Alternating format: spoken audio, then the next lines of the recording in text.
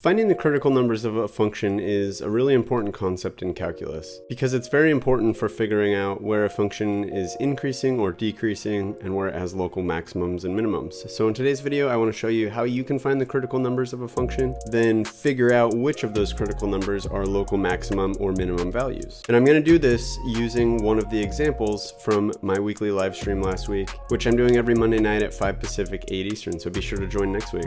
Without further ado, let's go ahead and jump into the example.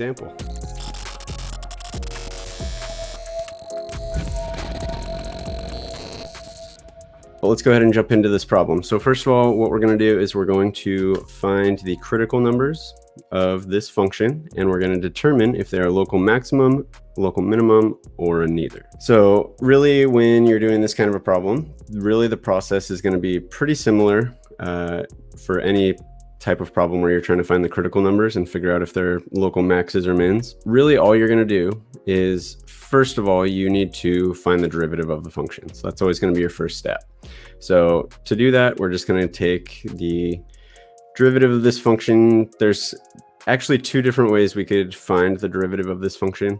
We could expand out, FOIL out this x minus 4 squared piece. We could rewrite that as x minus 4 times x minus 4 and FOIL it out, or we could solve it using the product rule, which is what I'm going to do here in this case. So the product rule, we basically just need to call one of our pieces f. So we'll go ahead and say f is this x to the 4/5 part, and then we need to call our other part g. So we'll call g x minus 4 squared. And then what we need to do is find f prime, which we can find just using the power rule. So do keep in mind, this f of x, this is a little deceiving.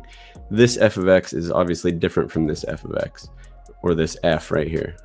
This is just kind of using the product rule formula. So kind of consider what I have written in this green color here as like kind of a separate subproblem with different, the f here is not the same as the f up here. But anyway, we can find this just using the power rule. So we'll just take our power, bring it down in front, and then keep our base as x, and then lower our power by 1. So our power is now going to be 4/5 minus 1, which if we're doing 4/5 minus 1, we would need to get a common denominator. So we would need to get it to be in terms of fifths, which means 1 is 5/5. So 4 minus 5 would be -1, and our denominator would stay as fifths. So our new power is going to be -1/5. And then we need to find our g prime over here, which we're going to do using the chain rule. So chain rule says we're going to take the derivative of our outside term. So our inside term is going to be what's in the parentheses here. Our outside term is going to be basically what's outside of the parentheses. So we'll take our power of 2, bring it down in front, just doing the power rule here. And chain rule says we're going to do the derivative of the outside function, which is this 2 here. Leave the inside function alone. So leave x minus 4 as x minus 4. And then lower our power by 1. 2 minus 1 is just 1. Anything to the 1 power is just itself, so we don't even need to write it really.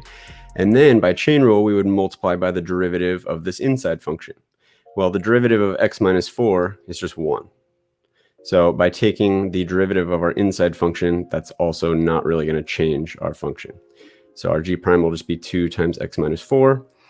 And then product rule says that we need to multiply across here. So we're going to do f times g prime, so times 2 times x minus 4, and then plus our f prime times g, so plus 4/5 times x to the -1/5 times x minus 4 all squared, and then this is going to be the derivative of our original function. So this is our f prime of x. So to find critical numbers, what you have to do is find the derivative and then set that equal to 0. So we're going to take this whole thing and we're going to set it equal to 0.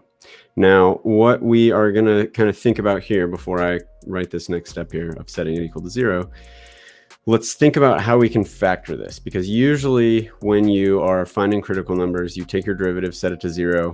It's going to be helpful if you can factor it somehow. So when we're trying to factor this out, what we want to do is look for basically anything that these two kind of chunks here. So if we consider basically this to be one of our terms, and then this to be our other term, because everything within each of these terms is being multiplied together. So we have this times this times this. Same thing over here, 4/5 times x to the negative 1/5 times this whole piece here. So what we want to look at is, what do these two terms have in common? They both have x raised up to some power that has 1/5 as the denominator. There's kind of a couple different ways you could think about factoring this out, but let's go ahead and just say that we're going to factor out x to the 4/5. And the reason why we want to just factor out this whole piece here is because really it's not going to matter what you factor out as long as you're factoring out x to some number of fifths power, because what we're going to be able to do is kind of divide each of these terms by whatever we factor out. It's usually going to be easier to pick something you actually have here. So we're either going to want to factor out x to the 4/5 or x to the negative 1/5. You could go either way. I'm just going to kind of go with this one. Then you can see that both of these terms have an x minus 4. So we can factor out x minus 4 as well. And that'll be it. So now we want to think about, if we factor out these two pieces here, what would be left of each of these terms here. So basically, if we take out x to the 4/5, that's just going to be gone. And then if we pull out the x minus 4, that's just going to be gone. So this whole first term, factoring out these two things, is just going to be left with 2. Okay, then over here we have a 4/5. So we're going to have plus 4/5.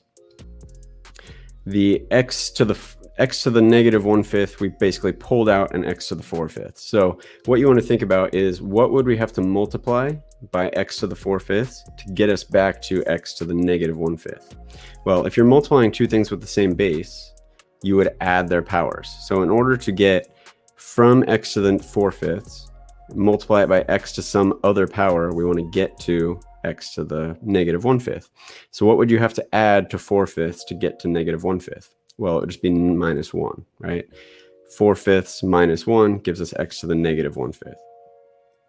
Then we still have another x minus 4 term here, because it was x minus 4 squared. Now there's just going to be an x minus 4 term left.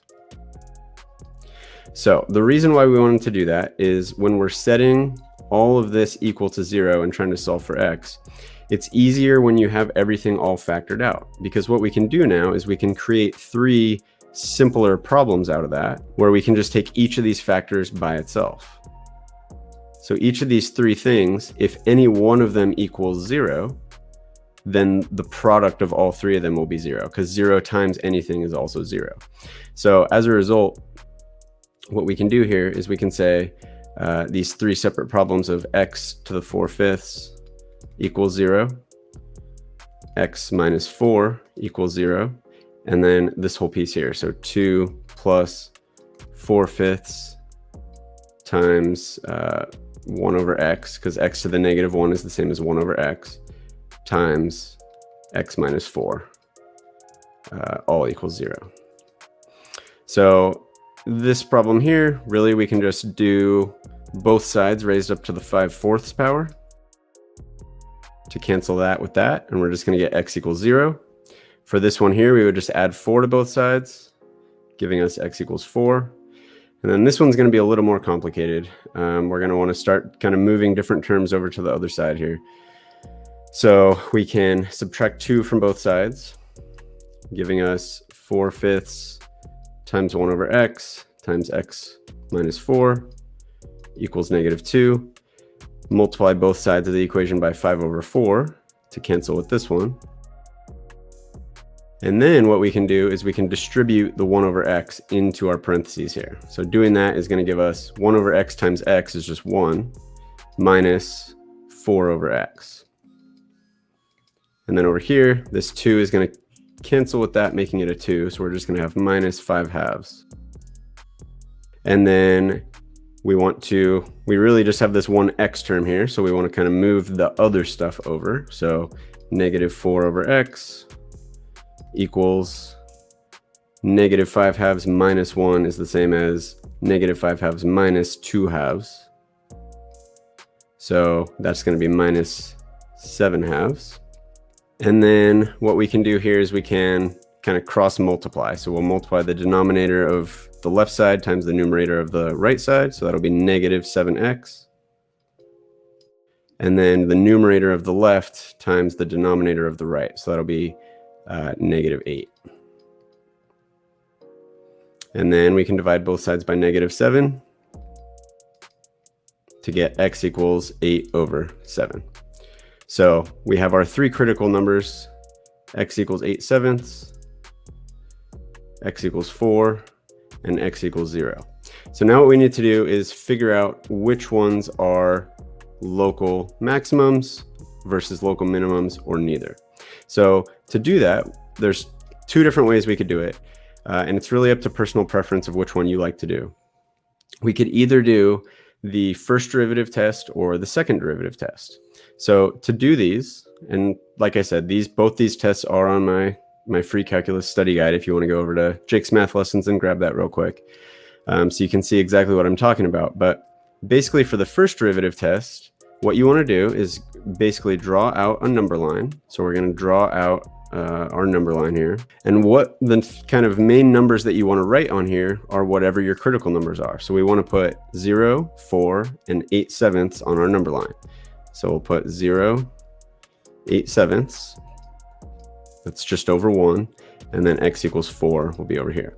So whatever your critical numbers are the points that you put on your number line. And then for the first derivative test, what we want to do is grab numbers in between these different intervals. So in between there and there, in between there and there, and then in between here and here, and then over here, and plug them into the first derivative to see where our function is increasing and decreasing. So it doesn't really matter what number you pick, as long as you pick one number from each of the intervals that you create on your number line, where the edges of the interval is your critical numbers. So we'll just want to put some number over here to the left of 0. So let's just say x equals -1. Some number between 0 and 8/7. 8/7 is just over 1. So let's just go ahead and say +1. Some number between 8/7 and 4. Let's just say 2. And then some number greater than 4. Let's just say 5. So basically what we can do is then plug these four numbers here into our first derivative. So into this function here, which I factored out to give us this right here.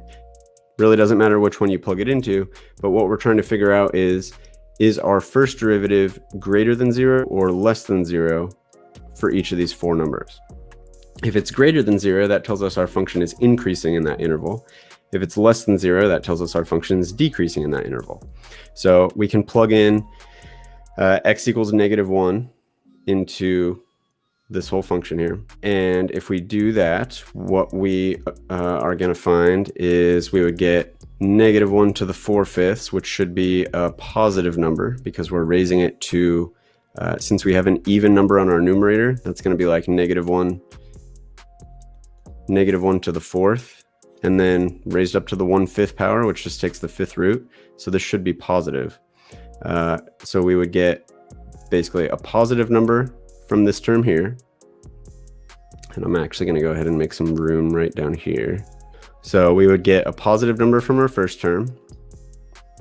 We would get -1 minus 4 is a negative number from our second term. And then -1 here would give us -1 minus 4 is -5. Times -1 times 4/5, and then we would get 2 plus all that. So that would be -4. 2 minus 4 would be -2. So we'd get a negative in our third term. So a negative times a negative times a positive would give us a negative number. So since we got a negative number by plugging in -1, that tells us that our function is decreasing. Our slope is negative for this interval of all x values less than 0. Okay. Then we would do the exact same thing for plugging in 1, figure out if this whole thing is positive or negative. And I'm not going to show you that entire process. We'll just kind of skip ahead and I'll show you what you would end up getting from doing that. So if we did that, what we would find is we would get a positive number by plugging in 1. Plugging in 1 into our derivative would give us a positive number as an output. So that tells us that our slope would be increasing. Our slope is positive. or I'm sorry, our function is increasing, our slope of our function is positive. And then we would plug in x equals 2 into our derivative. We would get a negative number telling us that our function is decreasing or that our slope is negative. And then when we plug in x equals 5, we would get a positive number telling us that our function is increasing because our slope is positive. So once you've kind of graphed out which intervals your function is increasing and decreasing, you can use the first derivative test, tells us whether they're going to be maximums or minimums. So if we're decreasing to the left and then increasing to the right, our function is going to look like this at that point, telling us that x equals 0 is a minimum. And then if we're increasing to the left and decreasing to the right, that creates something more like this. So that tells us that our function is at a maximum at that point. So x equals 8/7 is a max. And then same thing again over here, we're decreasing and then increasing, creating a minimum at x equals 4. If you were decreasing to the left and decreasing to the right, that would create something like this. That is not going to be a maximum or a minimum. Or if you're increasing to the left and then increasing to the right like that, again, it's not going to be a max or a min.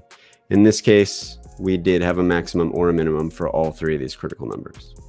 Well, I hope you found this video helpful. If you did, please be sure to hit that like button down below and subscribe to my channel as well, and hit that bell icon so you're notified of all my new videos and when I'm going live. Be sure to join us next Monday night at 5 Pacific, 8 Eastern for the live stream. I think if you join, you'll have a good time, learn some calculus along the way, and you'll get to maybe even have some of your own questions answered too. So see you then.